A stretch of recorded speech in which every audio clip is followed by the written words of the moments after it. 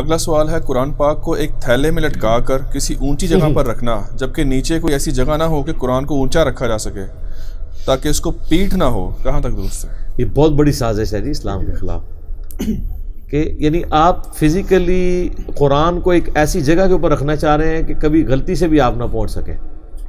تو کہہ رہے ہیں یعنی گھر میں کوئی ایسی اونچی جگہ نہیں ہے، کوئی قرآن اونچی جگہ رکھنا چاہیے ورنہ بے رحمتی ہو جائے گی، تو ہم کسی اونچی جگہ پہ تھیلے میں ڈال کے لٹکا دیں. یعنی یہ آپ دیکھ رہے ہیں قرآن کے ساتھ کیا کر رہے ہیں، یہی تو قرآن کو پس پش ڈال دیا آپ نے.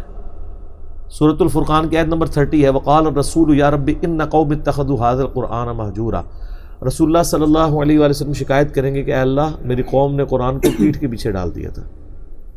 تو یہ فزیکلی پیٹھ کے پیچھے ڈالنا نہیں ہے بلکہ اس کی تعلیمات سے روگردانی ہے. تو یہ بھی تعلیمات سے روگردانی ہے کہ آپ نے اس کو ٹیشی دے چڑھا دیتا ہے، اور اتنے بڑے بڑے غلاف ہوتے ہیں کہ ان کو لپیٹنے اور کھولنے کے لیے بھی نا 3-4 منٹ ریکوائرڈ ہوتے ہیں. میں تو غلافوں کا سخت دشمن ہوں. یہ غلافوں نے تو لوگوں کو قرآن سے دور کر دیے.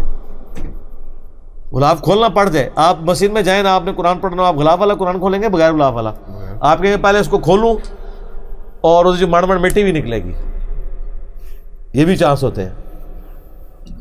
کہتے ہیں جی قرآن سب سے زیادہ پڑھی جانے والی کتاب ہے، لیکن اس کا تلخ پہلو یہ ہے کہ دنیا میں سب سے زیادہ بغیر سمجھ کے پڑھی جانے والی کتاب قرآن ہے. سمجھ کے پڑھی جانے والی نہیں، بغیر سمجھ کے. اس کا ثواب اپنی جگہ، ہم اسے کنڈیم نہیں کرتے، احترام بھی ضرور کریں. ابو داؤد میں حدیث ہے نا، نبی الاسلام ایک یہودیوں کے مدرسے میں ایک جو ہے وہ معاملہ نپٹانے کے لیے گئے، تو انہوں نے نبی الاسلام کو ایک بڑی گدی دی جو آج بھی عرب کے کلچر میں ہے. نبی الاسلام اس گدی کے اوپر بیٹھ کے، تکیہ تھا بہت بڑا. آپ نے فرمایا تورات لے کر آؤ. وہ جب تورات لے کے آئے تو آپ علیہ السلام نے اپنی پیٹھ کے نیچے سے وہ گدی نکال کے سامنے رکھی، تورات کو اس کے اوپر رکھ کے رسپیکٹ دی، حالانکہ ٹیمپرڈ تورات تھی، اور فرمایا میں ایمان لایا اس کتاب پر، اس کو نازل کرنے والے کے اوپر. اور پھر آپ نے وہ رجم کی سزا کا فیصلہ کیا. انہوں نے چھپا لی تھی وہ آیات. نبی علیہ السلام کے ساتھ صحابی تھے جو عبرانی زبان جانتے تھے، انہوں نے کہا یا رسول اللہ انہوں نے چھپا لیے ہیں، اس کے نیچے وہی سزا ہے. کیونکہ اشرافیہ کے لیے اور قوانین رکھتے تھے، وہ غریبوں کے لیے اور. تو اس میں یہ ہمیں پتہ چلا کہ نبی علیہ السلام نے تحریف شدہ تورات کو بھی تکیے کے اوپر رکھ کے رسپیکٹ کا پہلو رکھا ہے.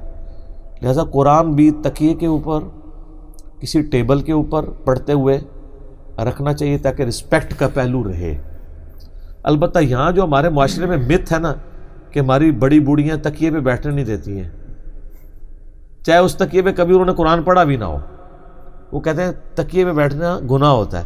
اس کے پیچھے مت یہ ہے کہ چونکہ تکیے پہ رکھ کے بوڑھی عورتیں قرآن پڑھتی تھیں اونچی رکھنے کے لیے، تو اب وہ دنیا کا ہر تکیہ جو ہے نا وہ قرآن کے ساتھ اٹیچ ہو چکا ہے. تو ان کو میں پھر یہ پھکی دیتا ہوں کہ یہاں تو نبی علیہ السلام تکیے پہ بیٹھے تھے اور آپ نے اپنی پیٹھ کے نیچے نکال کے تورات کو رکھا، رسپیکٹ بھی دی. تو آپ کی ڈاکٹرین میں تو غلط ہے. جو پیٹھ کے نیچے آیا ہوا تکیہ اس کے اوپر قرآن رکھنا، آپ تو غلط ہی کہتے ہیں. یہ وہ احترام نہیں ہے جن کے اوپر آپ نے زیادہ اپنے آپ کے اوپر حیضہ کرنا ہے. احترام یہ ہے کہ اس کی تعلیمات پر عمل کریں. سورہ صاد میں ہم نے قرآن اس لیے نازل کیا تاکہ اہل ایمان اس میں تدبر کریں، اہل عقل اس سے نصیحت حاصل کریں. وَلَقَدْ يَسَّرْنَا الْقُرْآنَ لِلذِّكْرِ فَهَلْ مِن مُدَّكِرٍ. ہم نے قرآن کو نصیحت کے لیے آسان کر دیا، تو ہے کوئی اس سے نصیحت حاصل کرنے والا؟ ہم نے اس کو رسپیکٹ کے پہلو میں اس درجے تک لے گئے ہیں. یہ تو میری کتاب زندگی ہے، یہ تو میرے سرانے ہونی چاہیے، یہ تو میرا اوڑھنا بچھونا ہونا چاہیے. اور پھر اس کے اندر وضو کی شرائط اور باقی شرائط ڈال ڈال کے نا پوری نیک نیتی کے ساتھ کامیاب ہو گئے ہیں اس کتاب سے دور کرنے میں. کوئی بیچارہ لے کے بھی بیٹھ دینا.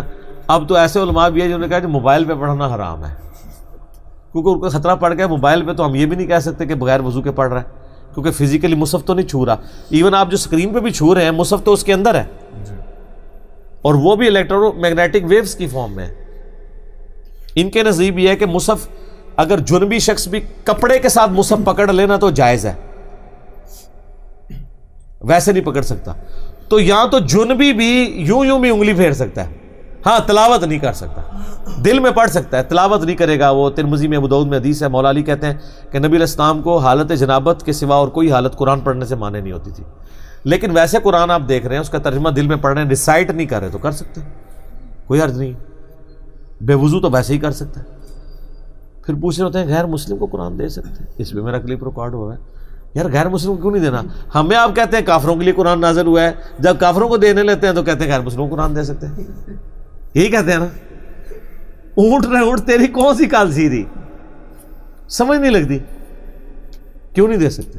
کہتے ہیں نہیں احتیاطاً ترجمہ دے دیا کر، عربی دیں گے تو بے ادبی ہو جائے گی. اس کا مطلب ترجمے کی بے ادبی کر سکتے ہیں؟ آؤ نا، کہو. نہیں کر سکتے. وہ کہتے ہیں ذرا کم لیول کی بے ادبی ہو جائے گی. تو یہ عربیوں کو ہم کون سا ترجمہ دیں گے قرآن کا؟ عربیوں کو جو قرآن کا ترجمہ دے گا تو وہ تو ایمان سے خارج ہوگا. قرآن کو اگر کوئی عربی میں ترجمہ کرتا ہے تو اس کا کیا مطلب ہے؟ وہ قرآن کی تعریف کر رہا ہے، وہ کیونکہ وہ خود ہی عربی میں نازل ہوا ہے.